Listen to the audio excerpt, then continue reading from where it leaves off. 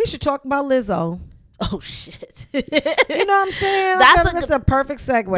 That's a great segue. A lot of people are giving Lizzo some crap about her losing weight and her. We're giving her the crap. We're giving her the crap.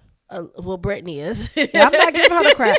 I'm not giving her the crap. But a lot of people are giving her crap because they're saying that now she lost weight and now she's body positive, or she wasn't before. And I feel like you said, as you become more comfortable inside your body, then you're more confident. And I feel like Lizzo was a real confident woman, but maybe it was fake confidence. Maybe it's not what she wanted. But the other piece is she do have a boyfriend, and she had the same boyfriend though, even when she was big. Yeah, but he been playing in her face for so long. He's How always, you know? Cause I watched her documentary. Oh, I didn't watch it. Yeah, no, he's been playing in her face for so long. Like he would break up with her and do all kinds of stuff. So I always blame stuff on men. But you don't know what she's going through. It may be some stuff to do with that igga that she got. You never know. So when I'm looking at Lizzo and what she got going on right now, I feel like give people a little bit of grace. I know everybody's pissed at her because she was throwing the bananas at her dancers, allegedly, or whatever, and they was pissed off about that. And then like it was all like fat girl positivity, and then now it's like not. But the other piece is give Black women a little bit of grace. It's so hard for us to move exist in these spaces because everything is always attack. And a lot of that attacking come from us. You know what I'm saying? She's a big fat Black girl and that plays the flute, sings her ass off, and does a vibe. And wants to twerk. With no clothes on. But I mean, and I, even if she was skinny, I wouldn't want to see nobody's butt cheeks. I think that butt cheeks is a little bug. Like in my mind, I come from the generation where people would moon you, right? We could, like, you could insert a moon. Like that was like the ultimate disrespect. So somebody walking around like Prince with their ass cheeks out, it's just, I don't like it. Regardless, I don't like it. But do what you want to do, sis, because I understand that being us has never been easy.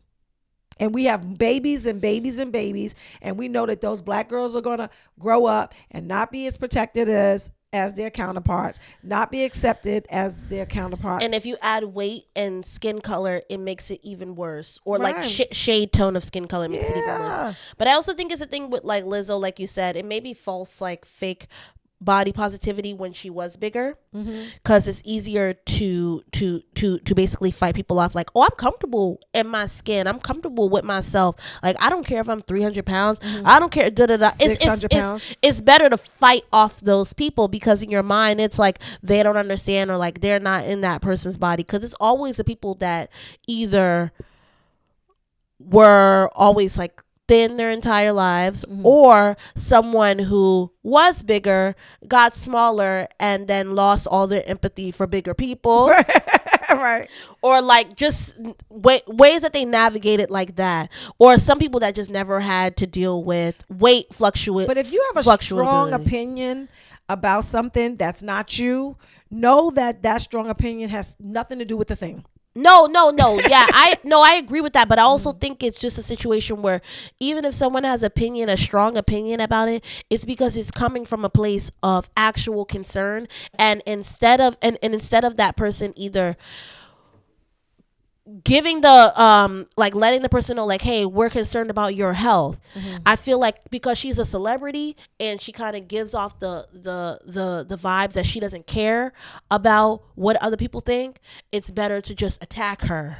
So I feel like now that she has been going on her own personal weight loss journey, which is great for her, I also think it's a place where, like you said, we need to just give her grace to explore those different avenues, because now that she's losing weight, now it's going to be a situation where she lost too much weight.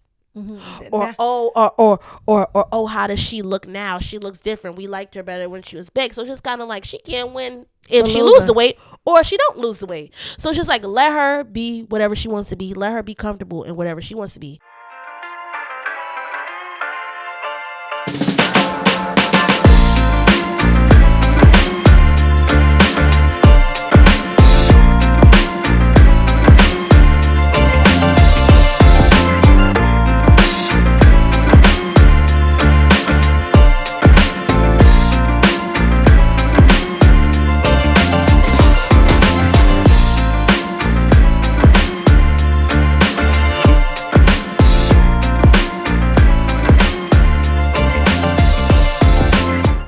Hey guys, welcome to another great episode of MainStage Podcast. I'm your host, Onika McLean. And I'm Ania. Hi, Ania. We're trying to figure out Ania's last name. What? That's what No, because basically this is the issue. I kind of think it's an issue too, only a little bit, but it makes sense to me. I need like a name, right? But like I don't have one in my mind that I would like. Nothing's spoken to me yet where I'm like, oh, this is a name that I would like to say. I'm like, maybe Ania J. But it's like, I don't even really go by my middle name. So it's just like, you know? Why don't you just go by your middle name, period, Jasmine? No. No? That's not my name. It is your name. It's my name, but I don't go by that, and I don't want people to call me that. Okay, Jazzy J. Ugh, no. I need to figure out some names. Because obviously, like, I feel like she has her stage name, which is her name. Mm-hmm. Which is cool. But mine, it don't ring like that. You know what I mean? Not yet. Not yet. Like, I mean, my name rings bells to where they need to ring bells for. But, I mean, like, as it results to, like, social media and, like, what's happening next. Because, you know, main stage is like gonna be a big thing. So I'm trying to figure out, I need to like hurry up now and figure out a name. But so I'm gonna start like shuffling some names. So if you guys hear me like say different names, obviously my name is Ania, but like I need to figure something out because I feel like Nene is a cute one, but I think my issue with that is like Nene is like personable, like that's like what my family calls me, right? But that's when the thing. They want things out of me. But you know what I mean? But that's the thing. Like you want Nene. You want the listeners to be family, right? So yeah, they are, but like I don't. My friends don't even call me Nene. Okay, cool. So, you know what I mean? Yeah. So it's like if someone was to call me Nene in the street, I literally would walk because I wouldn't think that they were talking to me. I got so many names though. I know. I feel like people call me Nika, Onika. I feel like when people call me Onika, it's because they don't really know me that much. Yeah. And then when people start calling me Nika, it's more family. And then some people just shorten the whole thing and just be like, oh. And then who calls you? White people do. White people call me O. Or I guess they probably call me O because they don't want to mess up my name. Call me Annika. Mm-hmm. And I hate when people call me Annika. I used to just ignore it, but now I don't like it. And then people from East New York call me Black, or yeah, that's it, Black. Oh no, I'm far away from Onika. I'm glad that was 4th grade. I wanted to stab people. Shout out to Sean Bishop. He died. Bye. You know how when people call you, did you have like a name in school that you hated, or the white people didn't do that in school? I was bullying people. You were bullying people in school? Yeah. Why were you bullying people in school? How does this work? I mean, I wasn't being a bully, but I definitely made jokes and like kept it going. But these were jokes that you encouraged me to do. But you never got in trouble for it. They didn't call. Never did. Why? You don't get in trouble when you go to. I say things. I only come after people when they come after me. So that's why I'm not gonna say I was a bully. It's just like if you start, best believe I'm gonna get you back. Oh, that's big Pisces energy. I'm gonna get you back. Real I don't good. know you like that. Yes, you do know me. Why are you saying these things? I feel like because I feel like every time on this podcast you say stuff, and I'm like, I do not know this girl. Why am I sleeping around her without my door locked? I don't know her, right? When we were talking about drugs that day and you was talking about the drugs that you use, I was like, who are you? I don't know. In past tense. I'm talking about I don't do drugs anymore. I have to make sure that's clear. Okay. Yeah, but I'm just talking about in high school. I changed my life. I didn't even think that you did weed. Like I feel like I don't. I feel like you just grew up and I did not know you. In my mind, you was this princess thing, and then still am, but not really. What does that mean? Okay, I feel. You know what the crazy thing is? I feel like maybe this may sound weird, but I feel a little bit like maybe you didn't dig deep enough, because it wasn't like I was hiding. So I just think in your mind you was like, oh, okay, Ania. And then it's like you weren't really like digging into it. I think that you're right. And I know you're saying it trying to be kind. No, I'm not. No, I am being kind. I know you're being kind because what you're really saying is I didn't pay attention. But Touche, my nigga. Touche. I did not. And you know why I didn't pay attention? Yeah. Because I was paying attention to my problem child. Yeah. And that child got all the attention, and you don't realize that the kid that's not really causing you the problems, you really just letting them skate. Because I had no idea that you were doing half of the stuff you was doing, because I was so focused on trying to block Imani from doing all the stuff that she was doing. And then I was just overwhelmed. Yeah, I'm sorry, sis. No. It's cool. I'm glad that you weren't on me, because I was able to experience things and try and do things without the ridicule of punishment. Yeah. If that makes sense. And then I also feel a little bit like I never did too much, to the point where I never wanted you to get like calls about me. And you'd be like, who are they talking about? This is not Ania. Like, remember when I was skipping school? When you skipped school, that was crazy.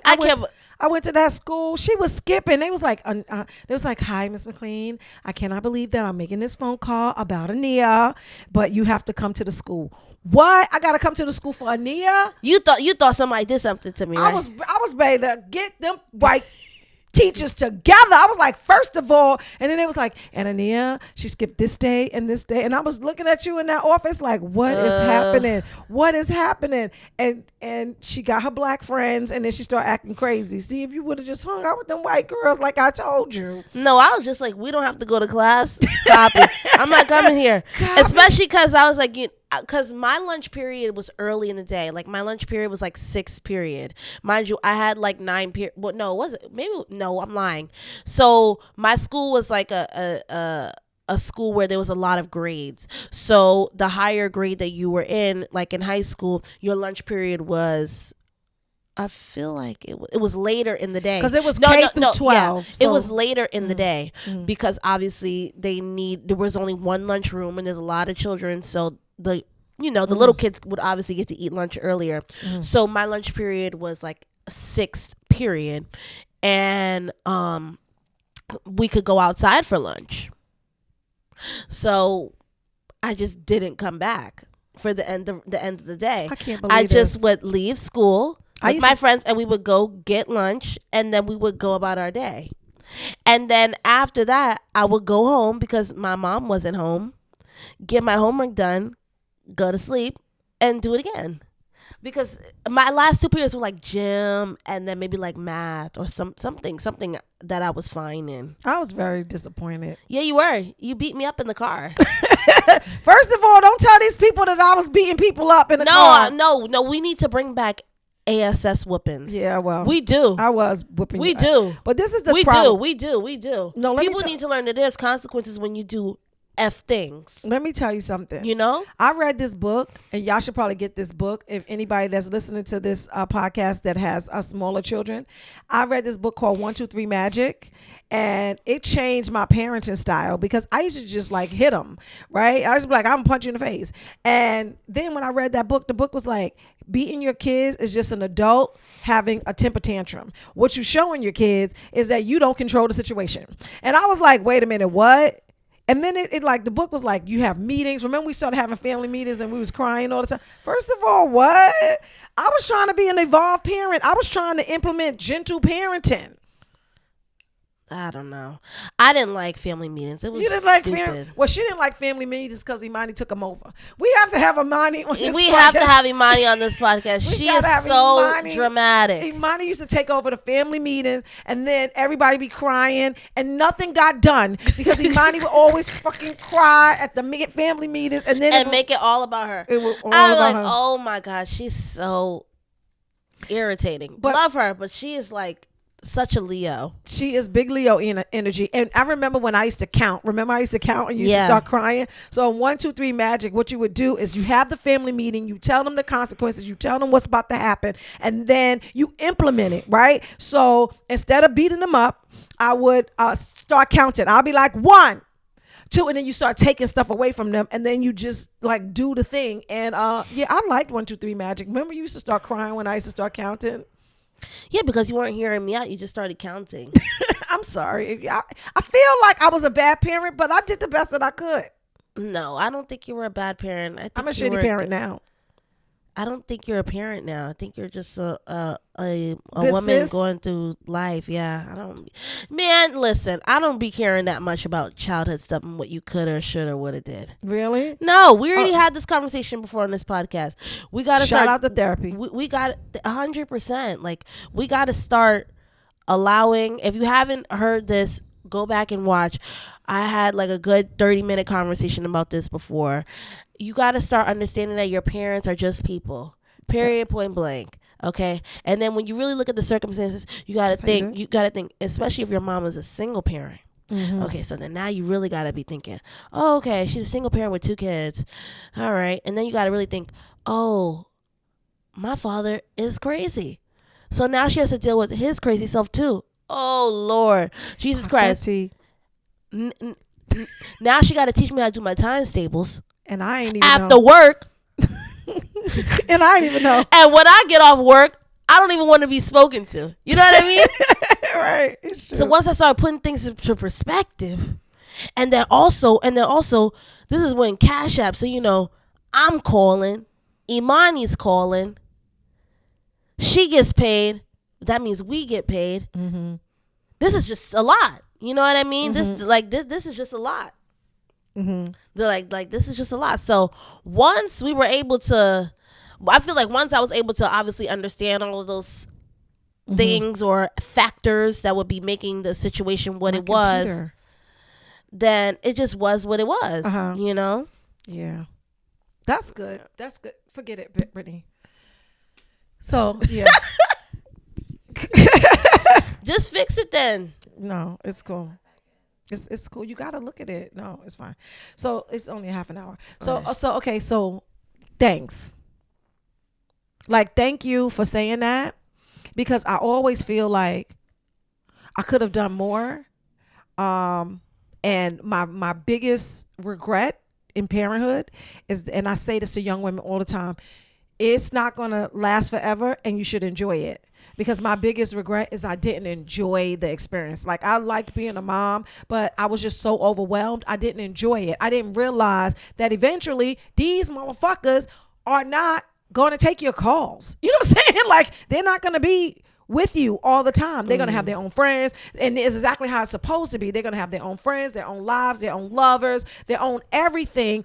And you only get fucking, sorry for cursing, but you only get like low key 15 good years with these people, 15 good summers with these people before they go off to college and do their own thing. So it doesn't, 15 years sound like a long time, but 15 summers do not. You know what I'm saying? So okay, Remy Ma. No, right. So you know, she kept saying, "Oh, I was locked down for 6 summers and some." Like, right. Relax, girl. But it's true, because the summer is what makes. Like, I'm from New York, so you know we have the bitterly cold weather. The summer is the best time of the year. The summer is the thing. When June come in New York, it is when you can wear a good short set in New York, and everybody got all the shea butter and all the girls with their natural hair, and the park is open. And the park, and everybody's dancing. Like, you know, you just get this summer. This is just this one summer. And I did not realize that I'm going to have experiences with you guys, but it's not going to always be the same. We're not going to always be in the same. When Imani comes over and my family is in the house, I'm like, oh, this is so good. Because you don't realize that those kids, and I'm talking to young moms, those kids have energy. They have an energy that's so amazing, and if you foster it, it will light up your house. But I was so busy, like, pick up this shit, pick up this girl. Did you do your homework? We gotta go here. What about the dance lessons? And what about the this lessons? And what about the that lesson? Instead of just chilling. That's why I wish I got high. Yeah. Like, because I did not do any drugs. I didn't even drink. So I was like this intense mom, and when I like took an edible, I was like, oh, wow. And were you active sexually? No, I was getting no sex. Even worse. I was getting no Even worse. Sis, that's crazy. I wasn't even getting my backbone out. That's what I'm saying. I was just unsexed, I just worked. I was trying to get us out the You paint. stayed getting your hair done though. You was not playing about your looks. But I had to keep my looks together. Yeah, you was not playing. Well, that's first one of all, thing I will say. You never looked bummy. Right, because I had to get my hair done every week because I was in corporate America and I had like a short pixie cut and it had to look like. I feel like and I never not wanted to be fly. No, I know, but I feel like most of like the fun experiences, like throughout childhood and stuff, was like even like spending weekends and like going shopping, or like when we would like be joking around and stuff, or like even car rides and stuff, going places like that. That was most of the stuff that I remember and stuff like that. Or even like when we would go to like your girlfriend's houses and stuff like that and play with their kids and everything like Have that. good girlfriends, because one thing I can tell you, and this is, I guess this episode gonna be to the young moms, but have good girlfriends, because those good girlfriends, your kids, that's their cousins forever. Nia's best friends are my best friend's kids, which is messed up in a way, because now you can't tell your friends stuff, because then they gonna tell their daughter stuff, and then now I'm gonna get checked for running my mouth on stuff I shouldn't have ran my mouth on. That has happened before. You don't do that. I've done it before. Well, I don't think I found out. You checked me. Oh, I don't remember. You was like, how does Sierra know? And I was like, oh yeah. No, Sierra got a big mouth. That's her problem. Sierra got a big shout out to mouth. Sierra Burden. Yes, but no, We gotta have her on. No, we do. She's gonna be a little too shy though. Yeah. Have to give her some pointers. No, some drinks. Okay, so now let's get into these hot topics. Biggie Smalls' mother passed away. R.I.P. Voletta Wallace. Is it Voletta? Voletta Wallace. Yeah, Voletta Wallace. She birthed a legend. At least she gets to be with her son now. Yeah. Do you feel like that happens in the afterlife? And I saw online she's 72. That's not even old. That's not even old like that. For real. My God, we living in a dash for real. We are living in a dash. And they said she died 72. I'm like, that's not even old. For real. Well, actually, it's not old. When did my great grandmother die? 82.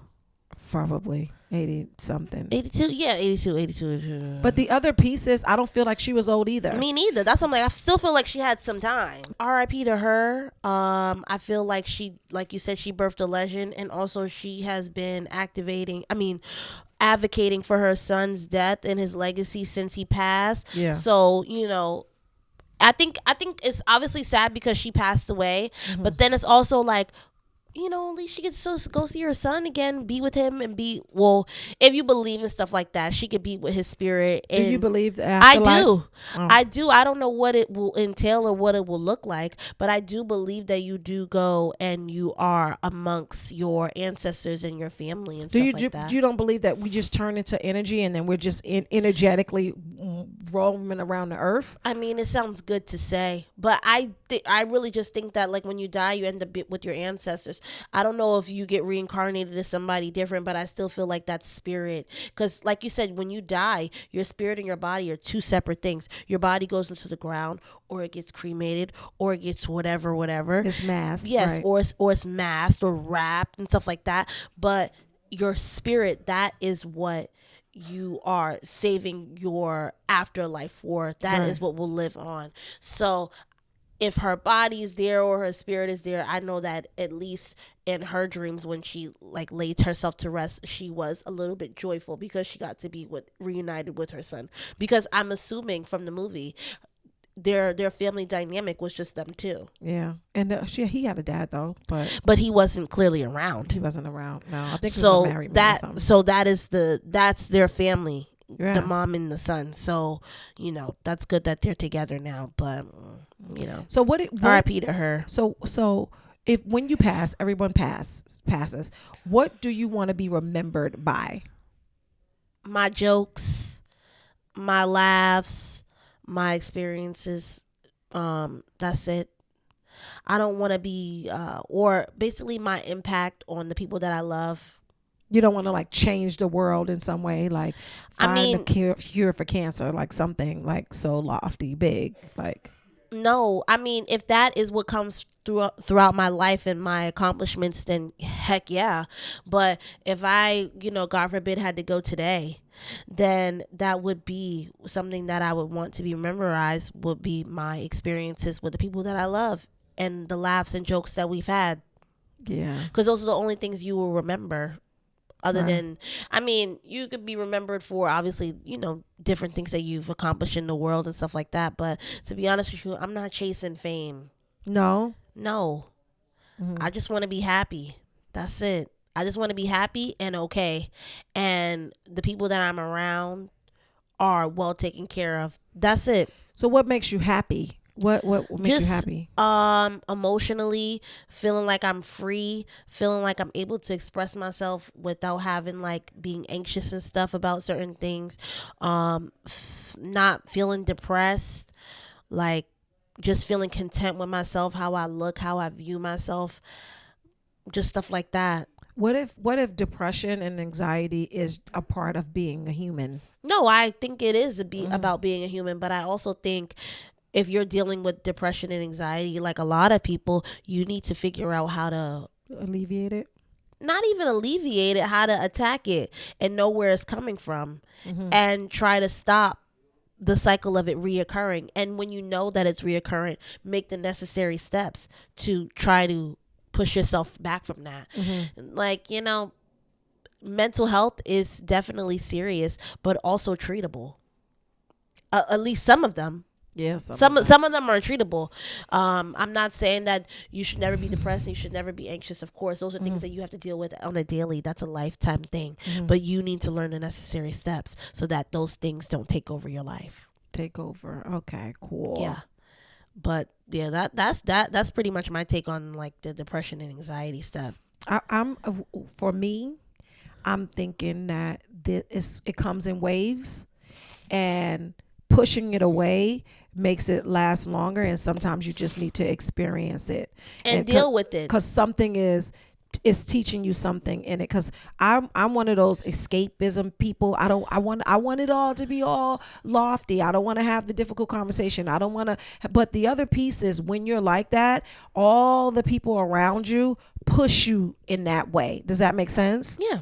And so it's like you gotta want the smoke, because some of the smoke is just a part of being alive, and some of that smoke is just about you becoming a higher level person. Yeah. So I'm learning that daily. Yeah. But because the other piece is, I know that everybody makes decisions with their spirit and then with their ego, and right. So sometimes I'm talking to people with my ego, and sometimes I'm talking to people with my spirit, and my spirit can't fight your ego. Yeah. So sometimes when that's what's going on, you got to just kind of retreat. But the other piece of it is, some of these difficult experiences are so important, and I always want it to be, gumdrops and rainbows, but sometimes it's just going to be smoke.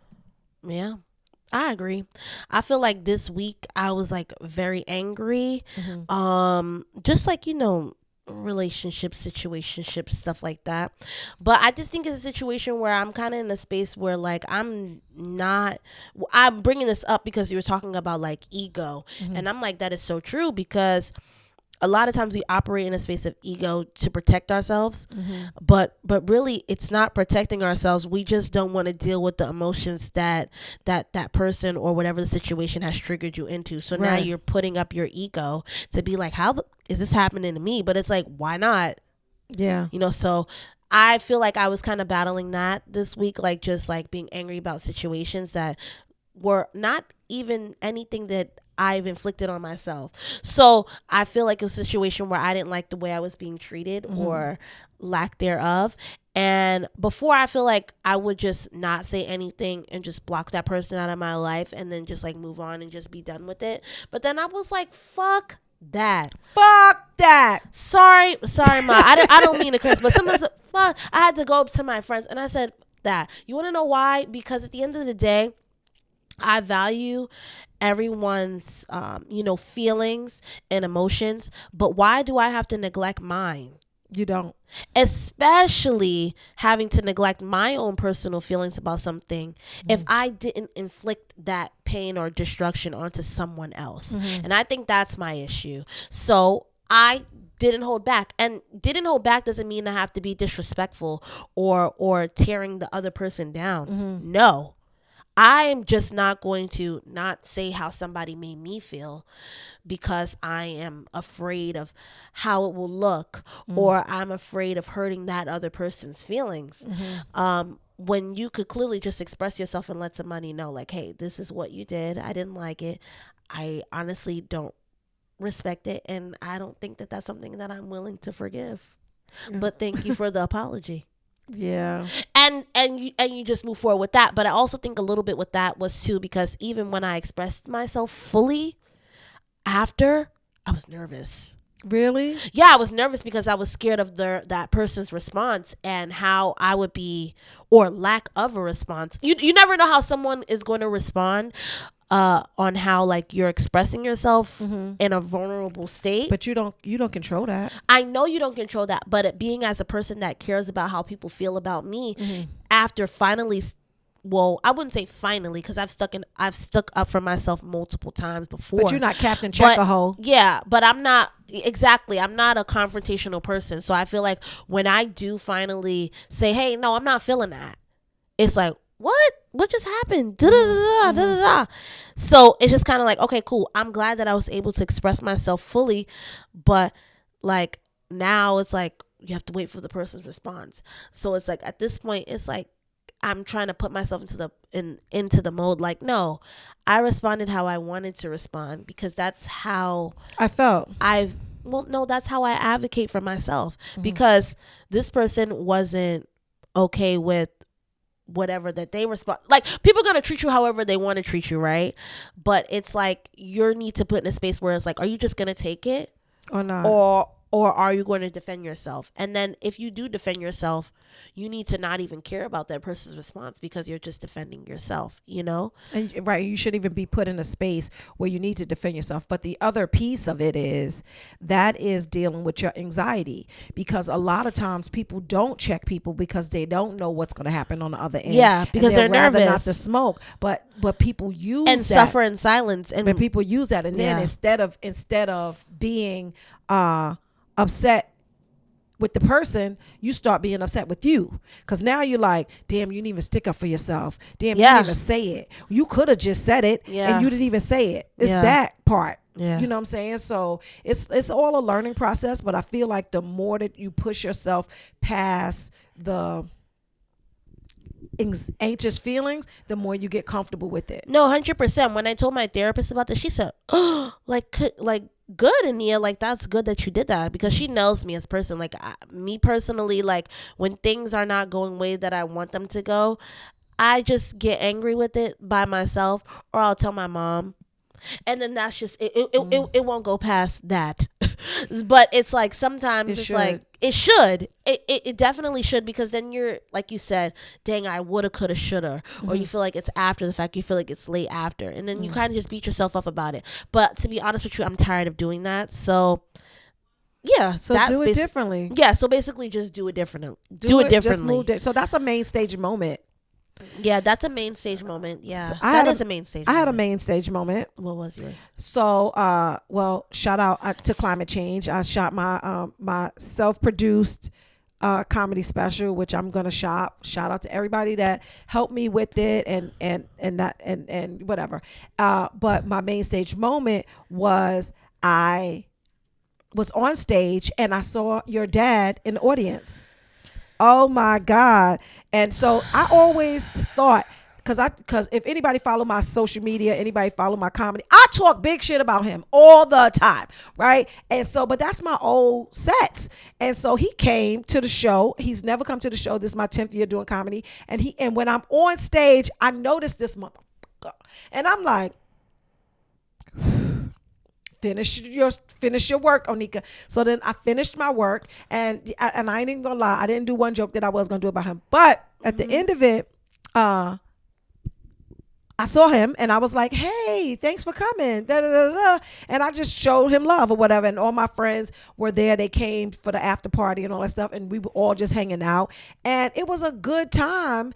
And I had this built up thing in my mind for so long. And it wasn't just in my mind, because he said, I'm going to sue you for defamation. But you can't sue people if it's true. But anyway, that's shout out to somebody else just said that recently. But so it was like a cool experience.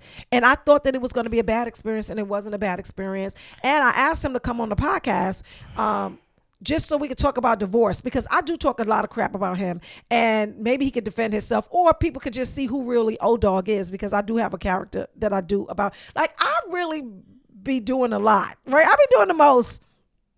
I don't think you be doing enough. So anyway, that was my main stage moment, because I wasn't acting crazy and I still did my job. Well, I'm happy that you did, because I saw this happening.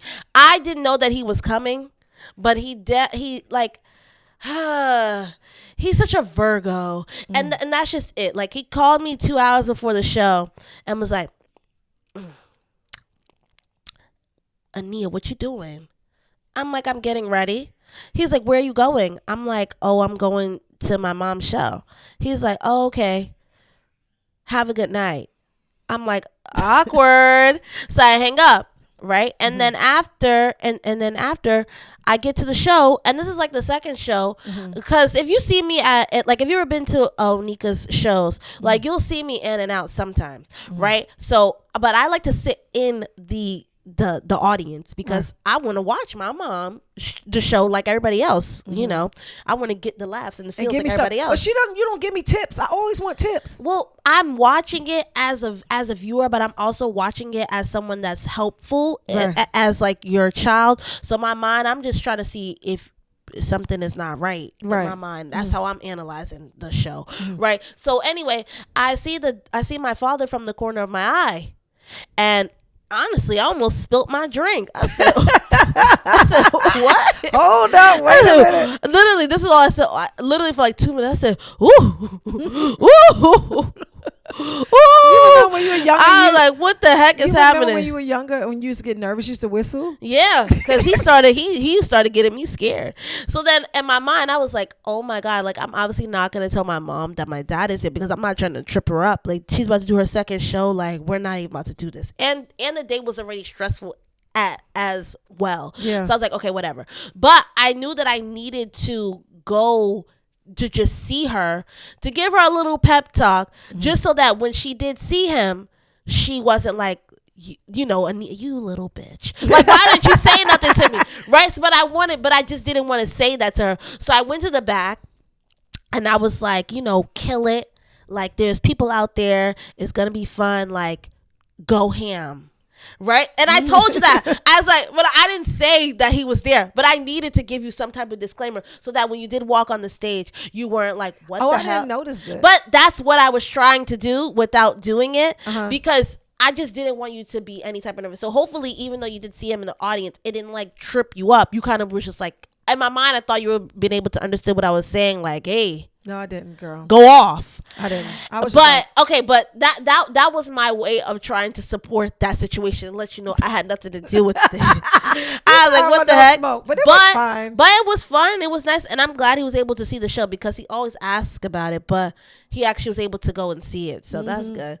I think he thought you were going to talk about him, which probably he wanted me to talk to him. Yeah, he's so weird. He wanted me to talk about him. He was like, so what about my jokes? First of all, narcissist, get the fuck out of here. I was like, boy, this was about me, my climate change. It was just about me. Like, and he was like, oh, you funny. I was like, thanks. I appreciate it. And shout out to everybody that came out. No, like, literally, like, everybody was there. Like, oh my God, mommy even came. Yeah, it was a good time. Love her. Yeah, it was a good time. But, like, I'm telling you, everybody was there. Like, it was just so much fun. Thank you guys for all coming out and supporting her. Like, it was so nice. I even was interviewing people. And I was doing a good job. MainStage interviews that's coming. That's gonna be on the special. So and y'all know me. I be acting nervous, but I wasn't acting nervous. I want to say this. Thank you. No problem. No, like, for real. Thank you, because I know that this is a lot, because I'm always trying to push to the next thing, and technologically I am special needs, and I'm always like, Ania, could you, and you do it, and I know you have your own life and you want to do your own things, and I don't think that I'm stopping you from doing them, but I also am really appreciative that you do look out for me the way you look out for me. Of course. You're my mother. I can't be having you out here looking crazy. I had to explain that to somebody when I was doing interviews, because I don't know if you guys are like remedial or slow, or I don't know what's happening, but they don't like recollect that I'm your child. And it keeps happening. Nobody and I don't thinks that. You know understand why? it. It's because you look good. No, It's because I keep you looking right. it's not that. It is. We Okay. don't even seem like we don't talk the same. Yeah. What does that mean? It means we don't talk the same. So you talk the way you talk, you use the verbiage that you use, and I don't. You can tell that I am from Brooklyn, right? Please, I'm not hearing that. Please, I'm not hearing that. Your vernacular is very vast. But I'm not saying it's not vast. I'm not saying that I'm about to people say, from what are you talking about? I'm You not- taught me how to read, I'm not, so I don't want to hear that. I'm not saying that people from Brooklyn don't know words, right? And I put that bad grammar in there on purpose. But I would say don't know. You're never going to say don't know. You know I what I'm don't trying to know. say? Right. Right, but you didn't say it like I said it. But you know what I'm trying to say? I get what you're saying, I feel like every time people see the show, they're like, and who's that lady? And I'm like, that lady's my daughter. And they're like, y'all should say that up top because it makes them for a bigger dynamic or whatever. No. But the other piece of it is, yeah, so go ahead. I Go was ahead, just girl. explaining to her, and hopefully she'll come on our show. I'm going to contact her because she was really, really nice. And we literally had like 20-minute conversation over Who's interview. her? One of the interviewees? Yeah, I don't Okay. want to say it to her unless we can have her on the show. Okay. But she was so super dope.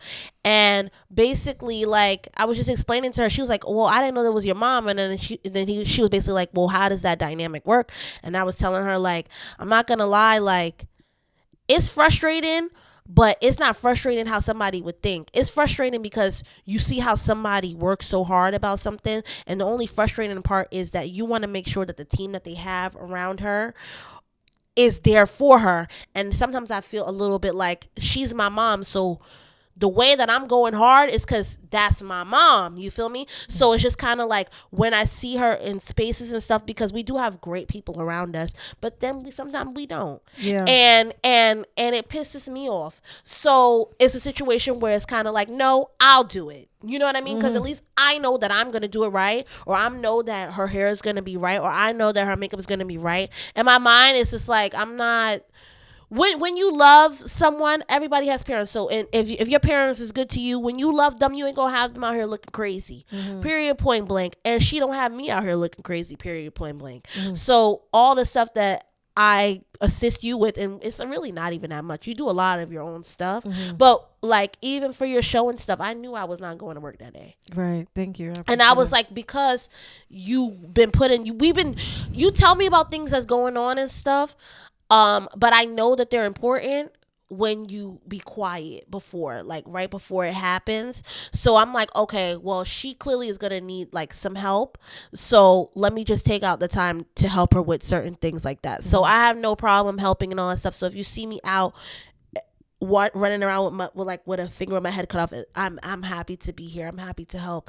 I think a little bit too, before I would be a little bit uncomfortable because I'm not like, a person that is like so outgoing in public to people I do not know. But I feel like having this podcast is making me more... Yeah, you are coming out of your Yeah, shell. no, 100%. Which is so dope because when you got on the stage and you started like talking on the microphone, giving people directions. I was shaking on the inside. I was like, girl, say the stuff, make them talk. And then you did it. And I was like, yes, because the other piece of it, anything that you're afraid of, you must do it. Yeah, and no. you must do it a lot so that you're not afraid of it anymore. Can I say something too? I think it's also because like how I look now. What you mean? Like just like, taking my weight loss journey serious and stuff like that. I think it's making You feel me a you're little more bit confident more because you're smaller? a little bit, at least like in bigger spaces to like be on stage Really? and stuff like that. Yes, because it's a little bit uncomfortable if you're like not comfortable In your body 100%. So I feel a little bit now like I feel like before when we first started this podcast, I was like very like self-conscious about like how I looked on camera, about like, and I still feel like I am a little bit too, but at a point I ain't got no makeup on. I don't have any makeup I don't got no makeup on. I got my glasses on. I got my natural hair. I don't care. Yeah, I don't care. Like, I'm at a point where I don't care. But I feel like when we first started, I cared a lot just because I was not a person that was on camera and stuff. Right. So I feel like now just having this podcast and just like trying to be who I want to be, like physically or even like emotionally, mentally, like as I get older, now I feel like I have more confidence to assist you publicly instead of privately. Aw, good. That's all. Yeah, that's good. That's good. That. Go ahead, girl. Period. Damn. We should talk about Lizzo. Oh shit. You know what I'm saying? That's a perfect segue. That's a great segue. A lot of people are giving Lizzo some crap about her losing weight and her. We're giving her the crap. We're giving her the crap. Well, Brittany is. Yeah, I'm not giving her the crap.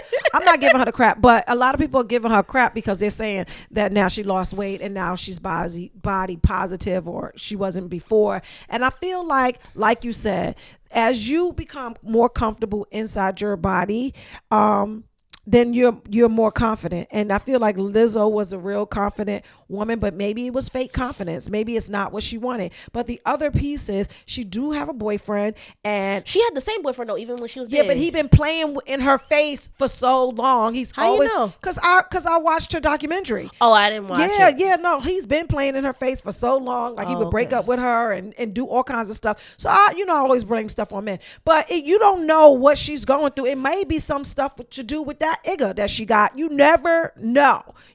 So when I'm looking at Lizzo and what she got going on right now, I feel like give people a little bit of grace. I know everybody's pissed at her because she was throwing the bananas at her dancers, allegedly, or whatever, and they was pissed off about that. And then like it was all like fat girl positivity, and then now it's like not. But the other piece is give Black women a little bit of grace. It's so hard for us to move exist in these spaces because everything is always attack. And a lot of that attacking come from us. You know what I'm saying? She's a big fat Black girl and that plays the flute, sings her ass off, and does a vibe. And wants to twerk. With no clothes on. But I mean, and I, even if she was skinny, I wouldn't want to see nobody's butt cheeks. I think that butt cheeks is a little bug. Like in my mind, I come from the generation where people would moon you, right? We could, like, you could insert a moon. Like that was like the ultimate disrespect. So somebody walking around like Prince with their ass cheeks out, it's just, I don't like it. Regardless, I don't like it. But do what you want to do, sis, because I understand that being us has never been easy. And we have babies and babies and babies. And we know that those Black girls are going to grow up and not be as protected as their counterparts, not be accepted as their counterparts. And if you add weight and skin color, it makes it even worse. Or like shade tone of skin color makes it even worse. But I also think it's a thing with like Lizzo, like you said, it may be false, like fake body positivity when she was bigger, because it's easier to basically fight people off. Like, oh, I'm comfortable in my skin, I'm comfortable with myself, like I don't care if I'm 300 pounds, I don't care, 600 pounds. It's better to fight off those people, because in your mind it's like they don't understand, or like they're not in that person's body, because it's always the people that either were always like thin their entire lives, or someone who was bigger, got smaller, and then lost all their empathy for bigger people. Right. Or like just ways that they navigated like that.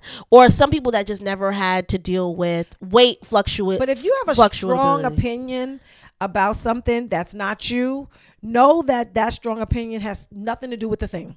No. Yeah, I agree with that. But I also think it's just a situation where even if someone has a strong opinion about it, it's because it's coming from a place of actual concern. And instead of that person either giving the like letting the person know like, hey, we're concerned about your health. I feel like because she's a celebrity and she kind of gives off the vibes that she doesn't care about what other people think, it's better to just attack her. So I feel like now that she has been going on her own personal weight loss journey, which is great for her, I also think it's a place where, like you said, we need to just give her grace to explore those different avenues, because now that she's losing weight, now it's going to be a situation where she lost too much weight. Or how does she look now? She looks different. We liked her better when she was big. So it's just kind of like she can't win if she loses the weight or she don't lose the weight. So it's just like, let her be whatever she wants to be. Let her be comfortable in whatever she wants to be. But the only thing I will say is that she doesn't need to be like promoting like either weight loss or weight gain, because it just is contradicting. Just be like energy, like just be yourself, and then have your own weight loss journey to yourself, because people are too invested into your weight. We should not have, unfortunately, and nobody should even be. That's like a private journey. I feel like if you don't want the backlash, she's famous, so that's where it comes from. You know what I mean? That part, like just keep it to yourself, and then if you are asked, just say, hey, like, I just wanted to be healthy for me, and this, I'm trying to figure out what that is. So if y'all see my weight going up and down, because my weight be going up and down. Just bear with me. You this feel me? Just bear with me. Go back. So I mean, shout out to her. I mean, I like Lizzo. I always liked her music and everything like that. So it's like, I don't. Never not like her or feel like she should gain weight or lose weight. Like, to be honest with you, do whatever you want to do. But let me ask you something about weight, right? Yeah. For me, like, my weight fluctuation has something to do with my anxiety. Yeah. Like, if I'm overeating and I'm like, it's because I'm feeling uncomfortable and I don't know how to soothe myself. Yeah. And so I soothe myself with the things that could give me a hug, which is like some cake and some ice cream at night. Yeah. And I know that it's not healthy for me, but I'm telling you, it is a mental thing. And so many people try to make it seem like it's a discipline thing. And not all times it's a discipline thing. Sometimes it's a freaking mental situation. When we went to on that trip, when we went to France and we went to Spain and all that stuff, right? Yeah, that was a fun trip. That was a fun. I lost like mad weight just being over there, and so now I'm like, and I was eating Nutella like a crazy person, and I feel like we gotta like also consider the preservatives that's in our food, and a lot of our food, it has an addictive components, so that you are addicted to it. No, yeah, that's true. And nobody talks about it. I feel like every time you go out the country and you eat food, you feel full, and like you just go about your business, and like your portions feel okay to you. They don't feel like you need more or you're craving more. America is supersized. And America is just like, dang, I want some more fries. I want some more burgers. I want some more cake. I want some more da-da-da. They do it on purpose. But I also think it's too, like, obviously people need to understand like nutrition and understand the value of that. But even if you're not ready for that, because that's changing your whole lifestyle at that point. Yeah. Just working out and stuff. Yeah, so walking, just doing certain things like that. So what I've been doing is, and water intake too. I have a good water intake, but I know, but I'm saying people that want to start, you say you have to drink a lot of water. Yeah, some people don't even drink water. Do you know that? Yes. Your generation just drinks soda and juice. Oh no, that's not my generation. Girl, that is your generation. Let me tell you something. My friends hate coming to my house because they know we ain't got no snacks and we ain't got no juice. Don't come over here asking for no snacks or no juice. I got raspberries and waters up in here. What do you want? That's it. Or you want some tea? Yeah, we will give a people. I will tea you down to the ground. Yeah. Or you want some liquor? It go from water, tea to vodka. Yeah. Fast. We don't even drink the liquor, but it's there if you want it. It's there if you want it. It's there if you want it. So it's like, if you want juice, you need to stop by the store. Our family does that when they come into our house. They bring juice? I feel like everybody that comes and spends the night here with us, they have to bring They stuff. always go to they always be bringing food to the fridge. Every time new people are here, I'm like, whose soda is that? Thanks for the soda. Yeah, like thanks for leaving your stuff here, because now we got soda till it's gone and then never buy it again. Yeah, I'm not gonna buy but it. The only thing that we have that's like unhealthy in here is like dairy stuff, like ice cream, cheese, milk, like stuff like that. That's bad. But we don't have like we don't have like what's it called? Oh wait, and then when you get me cereal. Yeah. I love when you buy cereal. Yeah, that's even though you try to hide the cereal boxes from me. But you know what it is?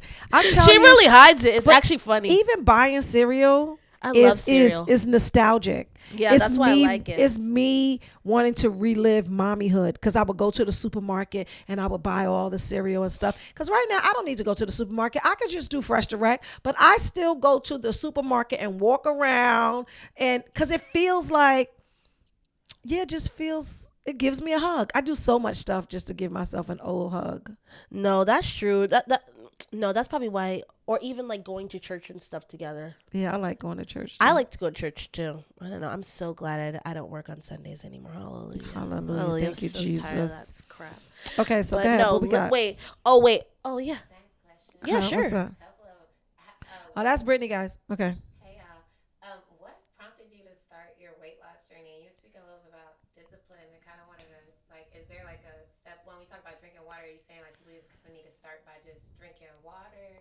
And then I just want to hear about it. Well, I'm 25 and I knew like when I was 30, I didn't want to not be comfortable with like how I'm feeling about like my weight. And obviously like I'm a beautiful person, but before and after. So it's really not the point. And I still feel like I'm in it. So I don't want to be like you don't want to keep talking about yeah, it. you feel me? But I also, we can talk about it because I feel like before I would never even want to speak about certain things like that. But I'm comfortable like speaking about them. But I'm just saying, I feel like in a sense, I wanted to feel comfortable about myself. And I knew that unfortunately I was going to have to do it myself. So I was like, okay, well, my mom found herself a gym and she was like, oh, come with me one day. And then we went to the gym together. And I was like, oh, well, I like this gym. I don't like no, Planet Fitness, YMCA type of vibe. I need something with some luxury. Yeah, I need something with some luxury. You know what I mean? Like, so I got to do it right. So then my mom told me how much it cost a month. And I said, oh, I could give you that.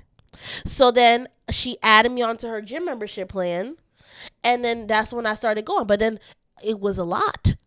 So I was like, oh, I have to go. Because at this point, I'm wasting my $175. Right. Jesus Christ. You don't pay it all the time, though. Nika, let's it's be in my honest. rent. Don't put my business out there. Don't put my business out Let's be there. honest. Don't pay my. I paid my rent. I paid right. my rent for the last 6 months on time. You did? Yes, I did. Okay. You just don't check your bank account, but it's there. All right, sorry. Exactly. I'm rich. I pay my rent, so it's a part of my. She be like, my bills are paid. My bills are paid, literally. Yeah, so I was like, oh hell no, I'm spending all this money. I gotta go. And so then it started with just like the walking on the treadmill, and then because I don't like to run, like I'm real bougie, but I don't like to my knees. Ain't nothing wrong with your knees, girl. Nothing's wrong with them. I just don't like to. What's wrong with you? I just don't like to run. Okay, go ahead. I just don't like to run. Girl, So and then also like I like the weights and stuff. I know how to work out. It's just a level of a consistency thing. So me and my therapist, we sat down and did like a schedule of how I'm gonna be able to incorporate going to the gym with my work schedule and like day-to-day things that I need to get done and stuff. So I just kept going. So your therapist is like a life coach. Yeah, she's pretty cool. Even though I think she's trying to break up with me. Don't let her leave, girl. I know. I told her I was gonna myself if she left, but then she said, Are you okay? I don't give a F. Who the fuck are you? I've been talking to her for 3 years. I'm not playing. Okay. I told her I'm not playing. She tried to pull that. She tried to pull that. Oh, I'm thinking about trying to go out and network with your insurance. Would you be willing to pay out of pocket? I said, how much is out of pocket? And then she told me how much out of pocket was. I said, I can't afford that. And then she was like, oh, well, I can work with pricing. I said, I'm not paying none of that. My therapist did the same thing. I'm not paying none of that. She did. So she was like, I'm out of therapy. So I just told her like, hey, like, if you're trying to break up with me, let it be known, because that's what I feel like is about to happen. And then she's like, oh no, it was just a thought. And I'm like, oh, okay, all right, girl. My therapist did the same thing. Because I got her phone number anyway. I will call you off blocked on the day we supposed to meet. I will. I'm not playing, and I'll send you the copay. And we could just fake like we could just fake like it's the insurance. Let's kiki. Well, let me tell you what's happening. Let's kiki. I knew it was crazy when she moved. I said, oh, trying to leave. Oh, okay, I see. I mean, she cool though. I like her, but I'm just saying in general. I just started to figure out exactly like, okay, let me just do it the way that I want to do it, and how I can figure out like how I won't be like doing too much. And then, over time when you keep doing something, you kind of start to like it. So then that's just what it was. And then also, like, I also feel like the environment that the gym is in made me want to go, because they have like a sauna and shower and all that extra stuff. So I was just using the amenities. So you use it like a spa. Yeah, I use it like a spa, but not even, because you told me I had to start taking showers there, because I was not taking showers in the gym. I was just going home. My mom was like, "Why are you coming back with the same clothes you got on? Like, why aren't you using their water or using mine?" So I'm like, okay, you know what? Yeah. So I started to use their stuff, which was cool. And then they have so many locations. And so, but either way, I sound like I'm doing a ad for commercial them. for them.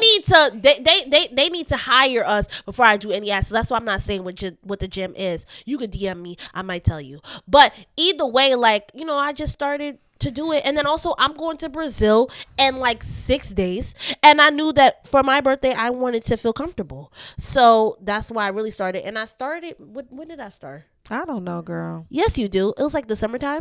Okay, yeah. But I mean, because I was in Scotland. You were already gone. When I went to Scotland, you were like, "Oh, Ania, you gained weight." Oh, yeah. You did. And then you were like, "Oh, you need to go back to the gym." So I was like, "Okay, whatever." So then I was like, then I went back to the gym, and then that's it. And then I feel like a little bit too with like losing weight and stuff. Like, it's cool and stuff, but I don't really like the way people are treating me. They're not treating you nice?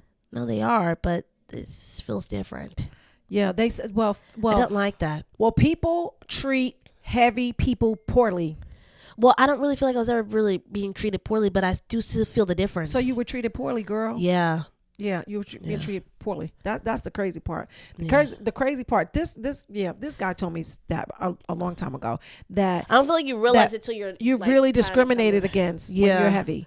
Like, you're really discriminated against when you're heavy. When I'm smaller, people do treat me better, but the other piece is I'm really dark skinned, and so people always treat me like I'm a little bit of a unicorn. Like, they're like, you're gorgeous. I was so like they surprised. Yeah. Girl, sit down. I got 2 eyes, a nose, and a mouth. It's you just assume that my lips got to be crusty because I'm dark skinned, because you believe in what society has shown you to be beautiful. That's what you did. You just like, but I feel like I'm so glad that I'm still alive, because y'all generation. Me too, girl, because I'll be lost. No, I mean, because of y'all generation. Y'all generation is pushing the boundaries on so many different things. Everything that my generation just took for granted, y'all generation like, no, why is it no light-skinned women? Why is it no this women? What about this? What about the midgets? Little people. Y'all not playing and about acceptance, and it's penetrating the whole world, because you see boomers like they and them. You know what I'm saying? Like my uncle. We have trans people in our family, right? And so my cousins transition, 2 of them, but my cousin transitioned, and my uncle, boomer, he'll still sing like harmonizing song. He'd be like, it's crazy, right? But he calls his son, even though she wasn't biologically. I'm not gonna do all that stuff. Biologically, it was his daughter, and he is on it. And I feel like y'all generation, y'all was putting y'all foot to the necks of everybody else. Like, no, you're gonna do what I say, you're gonna say what I do, or you won't see me, or you're not gonna see me. And it's so crazy, because when I hear the word, in my generation, when I hear the word transition, that means people died. Yeah. No, yeah, you do have to. You know what I'm saying? They transition, and then I be like, oh, they transition. Now you can't even say they transition, because you be like, what you mean? Yeah. What you mean they transition? They a girl now? I think like what's happening? I think a little bit what that is too is just like, I grew up in a family that was progressive. Mm-hmm. So I never really had to feel like, oh, I was so scared to tell my mom that, remember when I dated a girl before? Mm-hmm. That was not like a big deal. Mm-hmm. You were like, okay, Ania, you're just doing stuff now. Mm-hmm, mm-hmm. You know what I mean? But some people, they don't have that experience in their families where they just get like, what did you do? Why did you do that? And it's just like, dang, I'm just playing. You know what I mean? Or maybe I'm serious. You know what I mean? I don't care. You got to let people just be themselves. And I'm so happy that I have a family that's like that. Now I have another side of my family.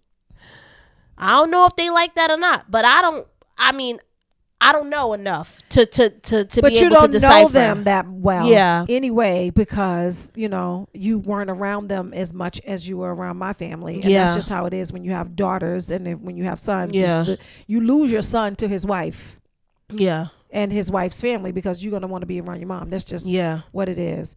Yeah, this has been a good episode. No, it really has. I do have one thing I do want to talk about before we end. Mm-hmm. I know that you don't know about these people, but I'm gonna need you to start knowing about these people. Okay. We're gonna have this podcast because you got to know about the young things that's happening. All right. So Deshae, you don't know who he is. He's like a influencer. So a lot of the social media influencers that are like younger, probably like even younger than me, they're like streaming and like you know what streaming is, like with Kai Cenat. Don't try to play No, me. I'm just trying to say, you know what streaming is. Yes. So basically, he's a popular streamer, right? Okay. So he decides most of his content is like pranking or like just doing fun quirky things, shock value stuff, right? Mind you, this person Deshae is actually a funny person, so he doesn't really need to have this type of baiting content to really be progressive, but I think that he's just like stagnant in that. But anyway, he did some pranks on this recently, maybe like yesterday or 2 days ago. Basically, he went around in Target and was going up to people and like basically pranking them. So he goes up to this girl and basically starts off, I'm gonna curse, he says, "Bitch, you look good. I could fuck you right now."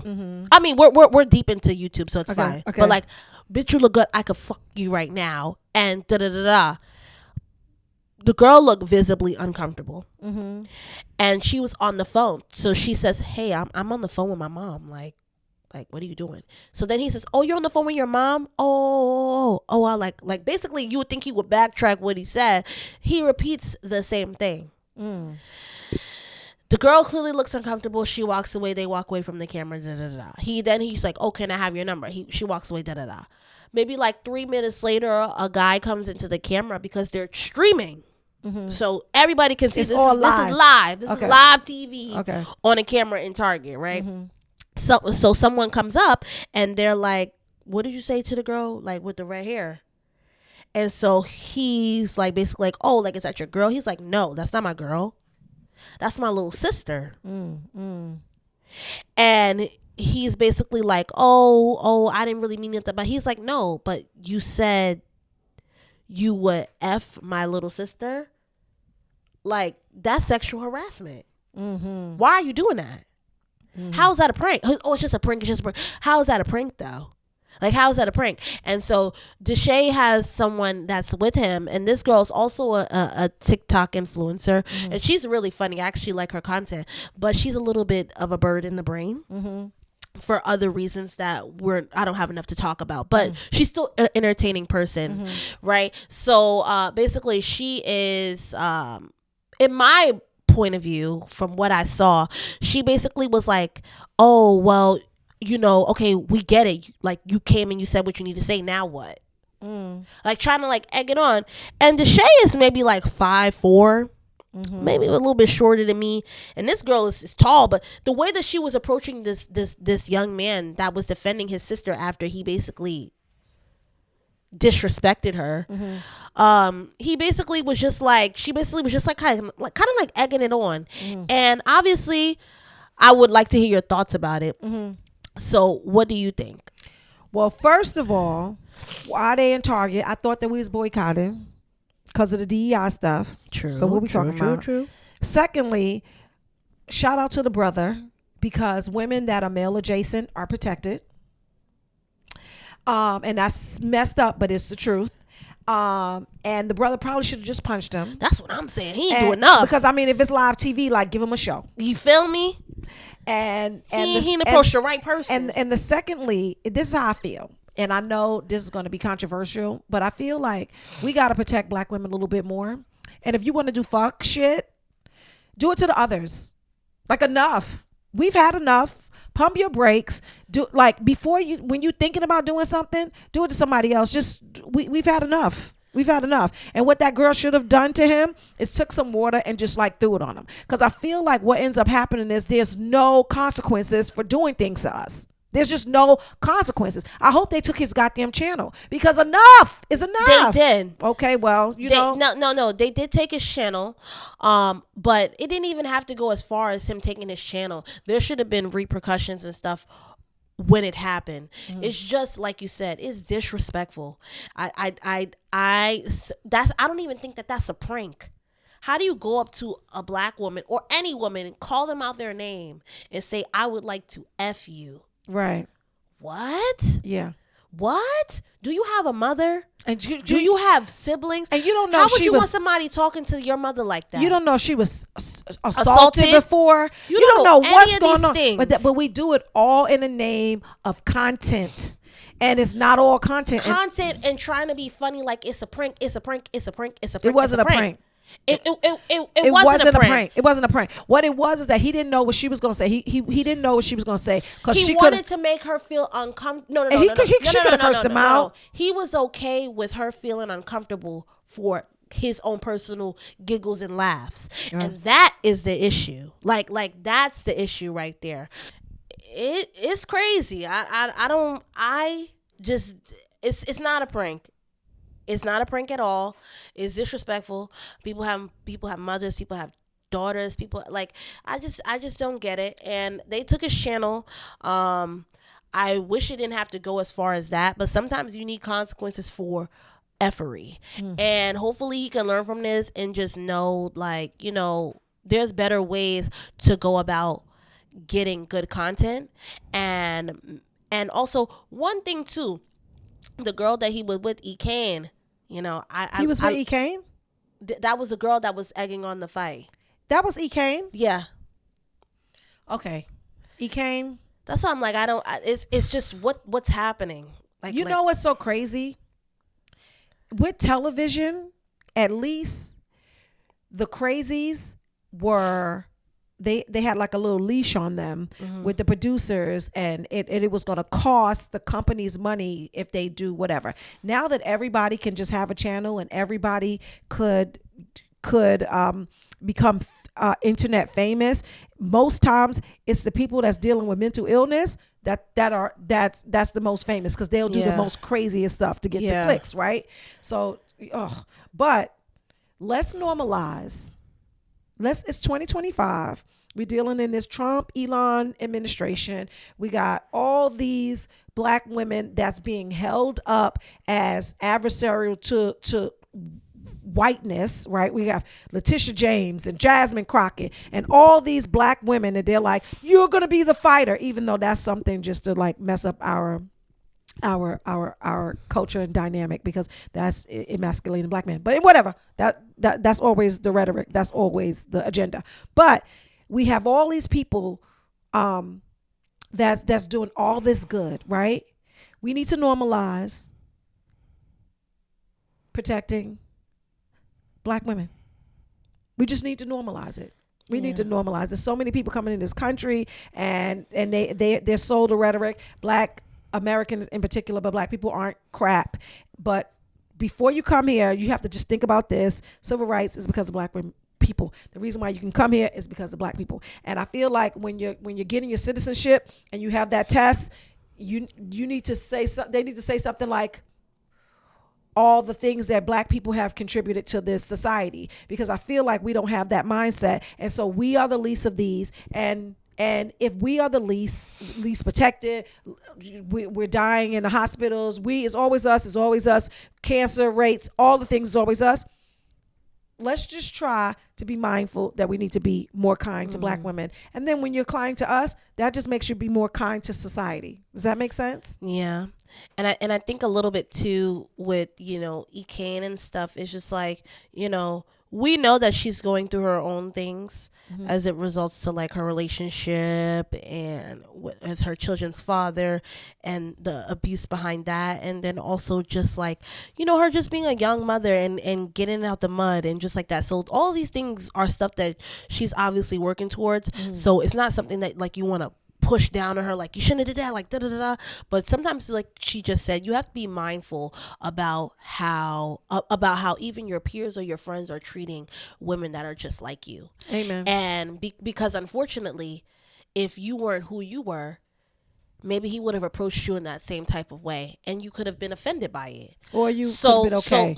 Or you probably would have been okay, but deep down you would have been offended by it, because nobody is going into a store minding their business and wants to be called a B word and out of their name for a prank. Like at this point, it's disrespectful, like I said, and it's also a little bit corny. And hopefully he can apologize to that lady and her family, and he can move forward and make better content. But as it results to EK, and I hope that she can, apologize too, because being complacent in the disrespect of someone that is just like you is the same shit as being disrespectful. Amen. So it's just kind of like you can't pick and choose. So, word of advice, everybody just do better. But it definitely had to be spoken about, because when I woke up this morning and I saw that, I was like, what the heck? All right. Like, what the heck? That ain't right. We got to do better. We got to do better, people. All right. So that's it. That's we got to wrap. That's not how we end it. Okay. So come on. How we ending it? What you getting an attitude for? I'm girl. It should be good. Let's end this off right, honey. All right. Like, we got it. You was like, and then. No, because I didn't like how you ended. Oh, so now we have to end. We have to end it right. No, I'm trying. I don't know what's happening in my job, so I'm trying to. No, not. I feel you. It's going too long. Okay, so wrap it up, but wrap it up right. Okay. We're gonna wrap it up, right? Yep, we're gonna wrap it up. But yeah, very much so. When you can watch another girl that look like you get treated, however, it's hella pick me behavior, or it's hella like. I didn't even know you knew who E-King was. So when you knew it was her, that pissed you off, right? Yeah. She be getting beat up by her baby daddy on live. And that's a her self-esteem. Chris is so crazy. Generational trauma issue, but that's also a him generational trauma issue. But it makes perfect sense why she would be the type of woman to sit around and watch another woman be called a bitch in front of her face. Mm-hmm. All right, so It all checks out. Okay. We'll make it quick. Yeah. You can wrap it up. Wait. No, you wrap it up. No. I'm sorry, Britt. Okay. So you're gonna have to cut. Yeah, no. You have to cut this whole thing. Yeah. I believe in y'all. All right, we're ready. All right, Onika, you could at that camera hit it. Okay. Yeah. 1, 2, 3. Okay, so I didn't know that it was E-Kane, but E-Kane, you got to do better. That's crazy. But the other piece is, how can she do better when she normalizes domestic violence and all those things? But that is pick me behavior, and I do know some stuff. So You do. I didn't know that though. Yeah, I know E-Kane. She shaved her head so that her leave out would be flat. She But just anyway, shaved this part. That's hilarious. she's so crazy. But come on, girl. We just got to do better. There has to be a space where that was cool last week, but that shit is so last year. We got to just stop. You ain't lying. Ain't nobody picking you when you acting like pick me. It is just that. All right, so this has been a great episode. This was a good conversation. This was a great conversation, a good ending to your great last week and stuff. Have a good birthday, because you're not going to be here for your birthday. I know. Who are you going to have? I don't know. We're going to have a guest next week. But the other piece is, I want you to bring the travel microphone so that you can interview people while you're there. Come on. You don't want our guests to go with you on vacation? All right. You guys can come. All right, cool. See y'all later.